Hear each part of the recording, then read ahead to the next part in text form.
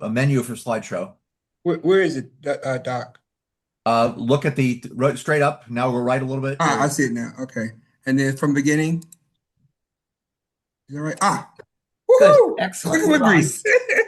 We're on. Okay, thank you so much.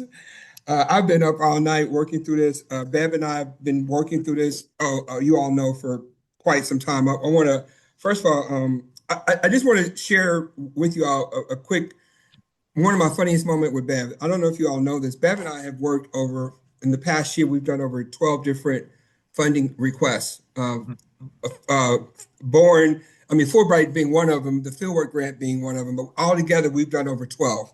And I remember one time we were working on something and I think the request was due like a Monday or Tuesday. Bev and I met and she goes, I said, well, Bev, I don't think we were trying to create a visual heuristic of something. And we were talking and I said, well, Bev, I don't think I know what you have in mind. She said, I don't either, but let's figure it out. And so that has been kind of our way of operating where we don't really know what we're doing, but we just figure it out. And so I appreciate that from her. I also want to say thank you to Professor Barrington. I mean, you and I, when I first came to UMass, you were my first supervisor, so to speak, because I was a TA for your CS 250 class. And so I appreciate the fact that you brought a lot of the institution knowledge to the table. Since 2022, I've learned a lot from you, and I thank you so much for that. And VP is so humble. When I got my Fulbright fellowship, I went and thanked him. He said, Chase, you did all the work. I said, no, but you asked me some probing questions. And so because of the questions he asked me, I was actually able to kind of do a deeper dive because I hadn't thought about it until he asked me the question. I'm like, oh, that's a good question. Let me go find the answer to it. So thank you for that. And then Professor Nguyen is in Vietnam. And so right now, like I said, daytime here is nighttime there. To me, Ramesh is kind of like the router for Wi-Fi. Like you don't really, you just expect to be able to use Wi-Fi. That's kind of sort of how I see Ramesh. So in any event, I want to say that I'm very grateful for you all coming to the table to help me move forward in this matter. So, and also thank you to everyone else who's present today. A lot of what I've been able to do, I'm the sum total of the parts. So each of you have played a role in helping me to be the researcher that I am today. And so to that, I say thank you. And also to those who aren't present, but will eventually see the video, thank you to you as well. So today, my PhD thesis presentation is for adaptive system behavior and technology enhanced learning environments, a comparative study across Vietnam, Indonesia, and Thailand. Um, the core motivation is contextual validity. Adaptive learning systems are increasingly ubiquitous, but are predominantly designed from a Western individualistic perspective. They rely on a one-size-fit-all model. And as we diversify as a world, what does that look like when we talk about creating adaptive systems or adaptive programs for diverse populations. And so, that potentially can amplify bias or other types of curricular context that just gets lost in the sauce. So that's kind of sort of the motivation there. And one of the things I'll say about, working with Professor Barrington is we always talk about formal logic and system correctness um, Gosh. and autonomous theory. And so the question becomes, from a evaluative perspective, how are we looking at the system correctness and we're balancing that with contextual alignment, whether that contextual alignment is cultural translation, institutional pacing, localized learning, or human interpretation. In some cases we talk about human on the loop, but because AI and LLMs are becoming more ubiquitous, now the talk is moving from human in the loop to human on the loop. In other words, looking at human beings as far as stepping outside the black box to figure out what exactly is going on within the process itself. And so, from a CS perspective, I'm looking at this from a STEP framework perspective, and that's system, task, environment, phenomenal. And the system is the curriculum aware AI tools, intelligent tutoring systems that provide hints, recommendations, and practice aligned with course objectives. We're also looking at the task. The task is the deployment of these systems in real instructional settings, examining how the instructional assumptions shape learner trust and reasoning. The environment is the classroom context. And so that's where we're looking at it from a comparative perspective from Vietnam, Indonesia, and Thailand. And it's categorized by the curriculum structure itself, but also the language and then instructional norms. And instructional norms could be from the instructor side, or the instructional norms could be from the student learner side. And then the phenomenon is the contextual mismatch. How is the culture and curriculum place learner, how are they interpreting the AI feedback? What is it revealing as far as the friction between system logic and classroom reality? Like when we talk about feedback, the feedback is really dependent on the end user. Do they trust this? Is this something that from a learning perspective actually fills the gap for them, whether that gap is a learning lapse or a learning gap? And so the research framework, there are actually 4 questions, and Bev and I have worked on this many times. I originally had 2, and she said, no, let's unpack this some more. Let's tease it out some more. And so we teased it out. And so now we've come up with 4 questions. How do students and teachers interpret AI-supported feedback, explanation, recommendations across instructional settings in Vietnam, Indonesia, and Thailand? How do cultural, curricular, and language differences shape adaptive system behavior, trust, and alignment with classroom practice? And when deployed across instructional contexts, do failures reflect limitations in system design or instructional assumptions that fail to generalize? And another question is, how can these empirical findings guide curriculum-aware systems that actively support learning contexts across varied educational contexts? And also have some hypotheses. So I have 3 working hypotheses. One is regarding prior knowledge and context, meaning the effectiveness of AI-supported feedback varies based on the learner's prior knowledge, curriculum exposure, and instructional context. And so that's going to be teased out via my study methods. Classroom alignment. Students who interact with adaptive AI systems generate differences in engagement and reasoning, depending on how feedback aligns with local classroom practice. And the third working hypothesis is that instructional mismatch between system assumptions and classroom context leads to reduced trust, misinterpretation of feedback, or outright engagement. So in addition to those 4 hypotheses or research questions, I'm sorry, then I have these 3 hypotheses that I'll be using as working hypotheses. And the question is, why Southeast Asia? Well, one of the reasons for that is because it represents a broad spectrum of languages, instructional norms, and regional competing educational resources. Indonesia is an island, so in many respects, it's self-contained, but it's also very diverse as an island. And then, of course, Vietnam stretches a wide coastline, and same thing and Thailand doesn't stretch as far as the coastline compared to Vietnam, but Thailand is still diverse. It's an interesting fun fact that if you take the length of Vietnam and you superimpose it to the United States, it would literally go from Maine to Florida. That's how long the country is as far as the length. And also, as I mentioned earlier, Bev and I applied for several different fellowships. Another fellowship that I applied for is a Bourne Fellowship. And the Bourne Fellowship specifically is about, does your research potentially impact the national security of the United States?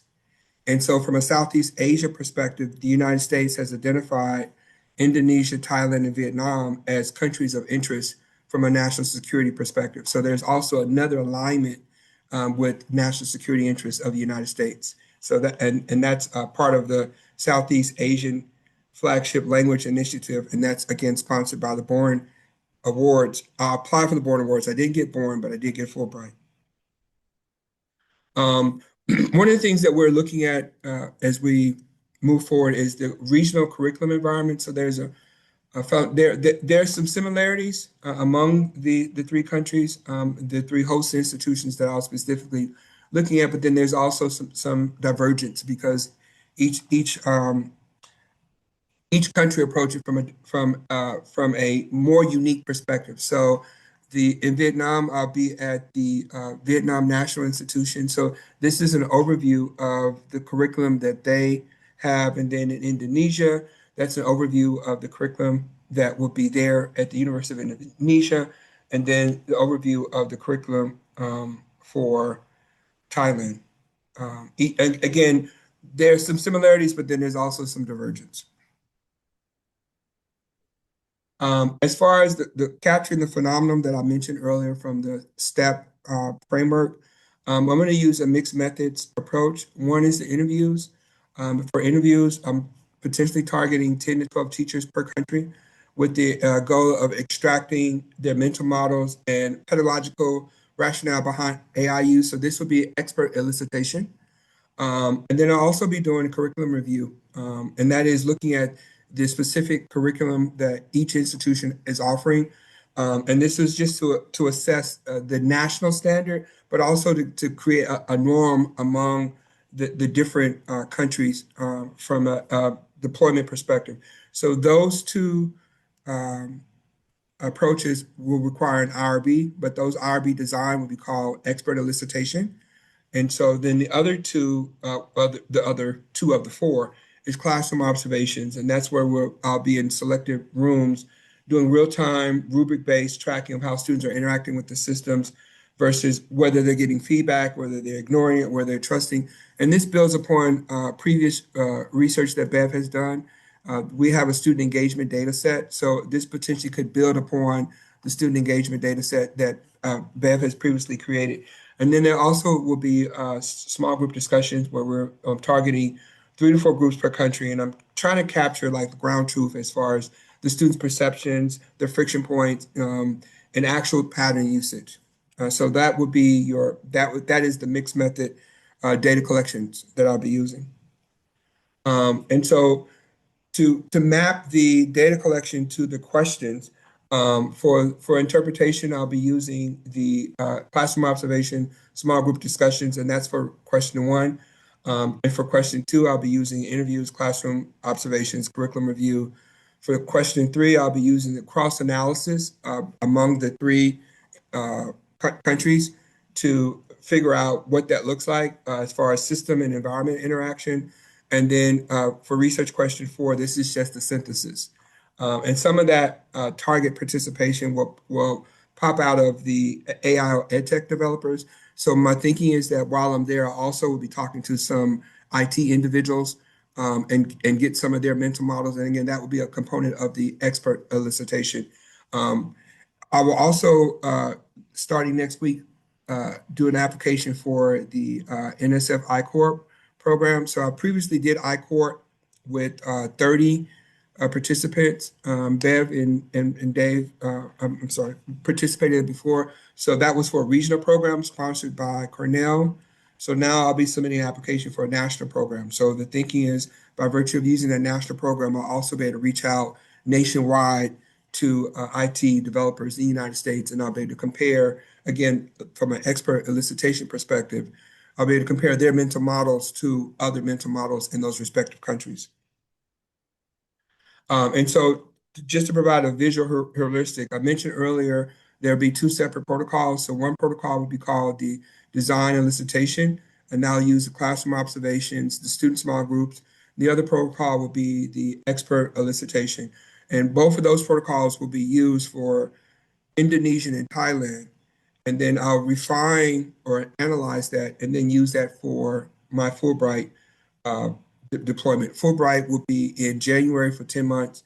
Indonesia and Thailand will be for a shorter period. And so even for the IRB protocols, there's a faculty sponsor, which is Bev. Then there's departmental support letter, which I've already gotten.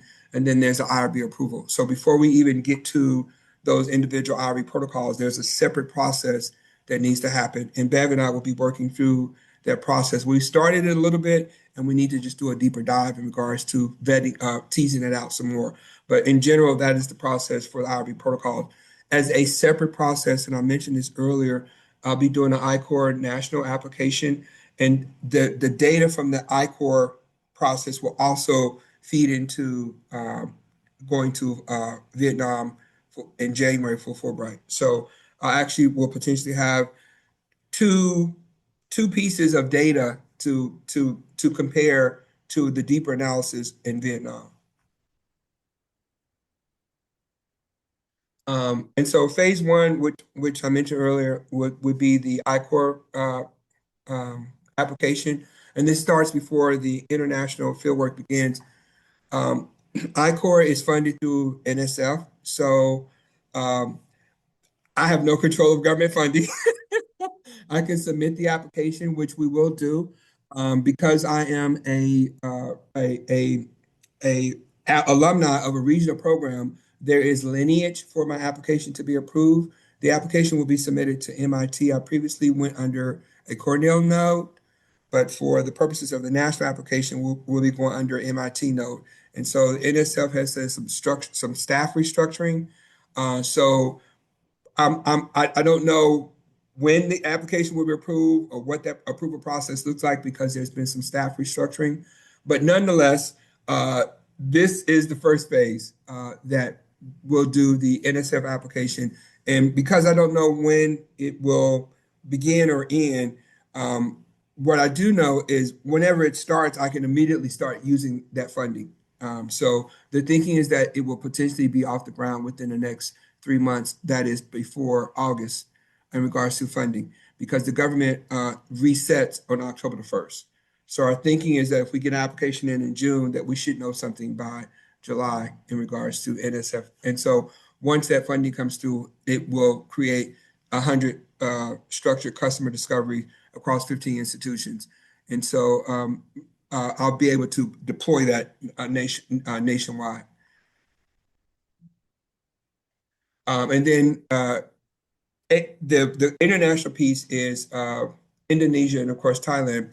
And for the international piece, I did receive funding from the UMass Graduate School. So they funded me with $10,000. And so we're in the process of creating a budget for that. So the thinking is that originally when I submitted the fieldwork application, or the original thinking was to do 14 days in Indonesia and 14 days in Thailand, but that was based on a $5,000 budget. Now that they've increased the budget to $10,000, we're now rescoping it and potentially looking at 30 to 60 days for Indonesia and Thailand, because the Vietnam analysis and data collection will be funded via Fulbright. So that 10,000 can wholly be used to support Thailand and Indonesia in regards to the data collection methods that was used before. So we're in the process now of updating that budget for Indonesia and Thailand, because previously it was 5,000 for Indonesia, Thailand, and Vietnam. Now it's 10,000. So that piece will be completed by June 8th.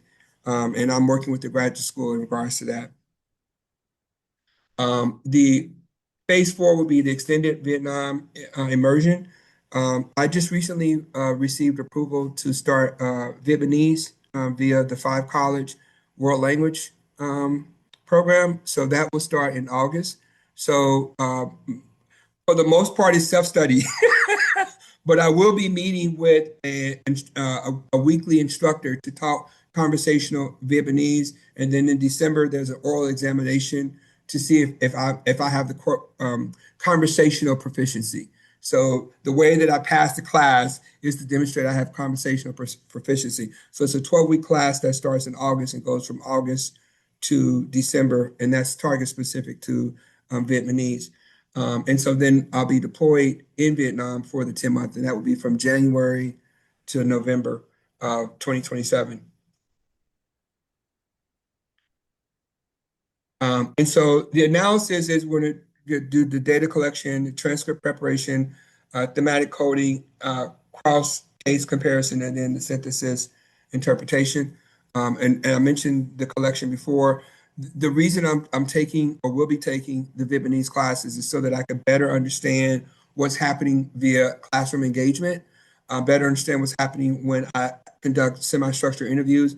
Again, we're talking about conversational proficiency. So the thinking is I will have that conversational proficiency, or at least a better understanding between August and December, which will potentially help me with the transcription and preparation.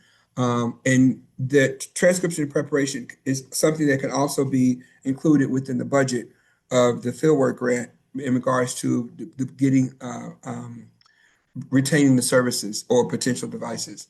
The thematic coding is something I've done before. I've done I have, I think, what, 6 peer-reviewed papers. And so in 3 of those papers, we did some thematic coding. And then the cross-case comparison, that would be the defense part of this dissertation. As far as the literature review, we've conducted 4 main categories. One is the AI in education systems. The other is curriculum learning. The third one is cultural and contextual factors, large language models. So those are the specific literature focus that I've analyzed in regards to literature review to identify what the research gap is in the contribution that this dissertation makes towards that.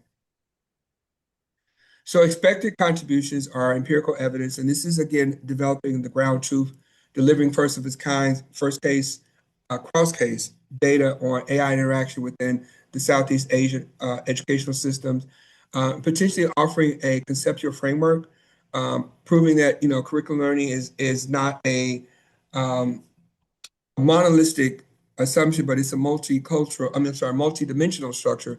In computer science, curriculum learning has a different terminology than in learning science, but in either case, it's still step-by-step ordering. And then we're looking at a system architect or helping to create a blueprint for designing a system that supports reasoning without encouraging over-reliance, not just tailored to the subject, but to the student's world. And so the Fulbright Fellowship contemplates mutual benefit, meaning that, yes, it is true I'm collecting data. Yes, it's true I'm over there doing data analysis, but I'm also supposed to leave something. I'm supposed to give a benefit. And so the benefit is that I previously taught a CSC 191, which is a first-year student seminar class. And so what I'll do is I'll borrow some of the things that I used in that CSC 191 class to integrate and leave with them. So I do have a syllabus that I use. In addition to the syllabus, I also created so it was a 12-week class, and at least 6 of those weeks we had in-class activities. And so one of the in-class activities was designing a conceptual API for real-world sectors. And so for this particular class, I created 4 sectors. One was economic development, science, public service, and education. And so this third white edit is an example of the items that were the APIs that were pulled from the API from the science from the different sectors for the API use case. And I want to acknowledge, again, the committee members. I want to also acknowledge Professor Nguyen, who is in Vietnam. His focus is software engineering. So my thinking is to also work with him for the next 10 months to potentially create a prototype. I know that he's doing some research. I'm not really sure exactly to what extent or how far along the research is, but he has agreed to serve as a mentor for me. And so I'll look forward to contributing to whatever ongoing projects he currently has in place at his lab. I also want to thank Dr. Hims because she's my Intel mentor, and she's provided me with travel support for my synthesis proposal when I went to Austria. And she's also been providing me with other mentorship things, and I appreciate that. And I also had Professor Eugene, who gave me a deeper dive on AI ethics. And I was actually able to, because of my engagement with that class, actually able to get my first author paper at an IEEE conference. And that part of that work product came out of attending class and also his office hours. From a funding and institutional support, I want to thank, of course, the Fulbright Student Program, NSF program, Cornell, as well as MIT. MIT is the the regional hub for UMass. The National GEM Consortium, Intel Scholars Program. Intel supported me as a master's student to CMU, but then they also supported me as a PhD student here at UMass. And so I'm very grateful to them for that support as an Intel Scholar and a GEM Fellow. I also want to thank the Spalding Smith Fellowship because they've been supporting me and have supported me my first year here, and they'll be supporting me in regards to my international travel abroad because Fulbright will cover my international expenses, but I still have domestic expenses like my car note storage, and what have you. And so Spalding Smith will help me with those items as well, because I'll come back to the United States. And so Spalding Smith will help me with those stateside expenses. And then I also want to thank the UMass Graduate School for the fieldwork grant, because again, they originally funded me at $5,000, and then they subsequently came back and increased it from $5,000 to $10,000. So, I'm very grateful that they see value in this research. And that's it. Are there any questions? And thank you so much for your time. Great. Yes, great. Thank you. I want to find out first if any committee members have questions. He went very quickly. So the question, you may have a lot of questions. For instance, I mean, I-Cord, a lot of people don't know what I-Cord does in a SEP program. Do you want to explain what it does? Because that was a big part Yes, of what ma'am. you Sure. did. Go ahead. Yes, I'm sure. So NSF, for those that may not know, NSF is the largest government entity that provides research dollars for universities or academia. So they've recently discovered that in many cases there is market appeal to people's research, and they just don't, and most people don't know how to take that research to the market. And so the I stands for innovation. So it's actually an innovation corp where they are funding researchers and giving them tools and resources to potentially take their research and have market appeal to it. So that's one of the reasons that it funds, they call it customer discovery. So from a customer discovery perspective, they want you to figure out when your research is finished, does the end user have value and find value in it? And how do you know that the end user actually has value in it? And so that's the customer discovery. So it's two phases. The first phase is regional, where you kind of do a preliminary assessment. And then based on that preliminary assessment, the question becomes, is there value? And if there is value, then you move to the next phase, which is the national application. So an executive summary and an analysis of what happened, the input from the regional program is packaged and then provided to the national for a national application. Great, thank you.